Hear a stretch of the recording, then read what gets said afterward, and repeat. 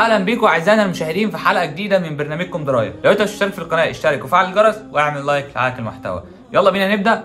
يلا بينا. ابو الحسين مسلم بن الحجاج ابن مسلم هو من اهم علماء الحديث النبوي عند اهل السنه والجماعه. هو مصنف كتاب صحيح مسلم واللي بيعتبر تاني اصح كتاب في الحديث بعد صحيح البخاري. هو احد كبار الحفاظ، اتولد في نيسابور. طلب الحديث وهو في سن صغير، كان اول سماع له كان سنة 218 من الهجرة. كان عمره في الوقت ده حوالي 12 سنة. خد العلم الأول عن طريق شيوخ بلاده، وكانت ليه رحلة واسعة في طلب الحديث. طاف فيها البلاد الإسلامية شوية كده أو عدة مرات. راح للحجاز لأداء فريضة الحج والسماع من أئمة الحديث وكبار الشيوخ، وزار المدينة النبوية ومكة المكرمة، ورحل للعراق، ودخل البصرة وبغداد والكوفة، ورحل للشام ومصر. فضل حوالي 15 سنة بيطلب الحديث. قابل فيها عدد كبير قوي من المشايخ، وجمع حوالي 300 ألف حديث، ما كانش اكتر. اثنى عليه العلماء في عصره والناس اللي جت بعده، واعترفوا ليه بامامته والتقدم والاتقان في علم الحديث. خد الحديث عن الامام احمد بن حنبل وغيره، وتتلمذ على ايد البخاري. فضل على الحال ده بيألف وبيكتب الكتب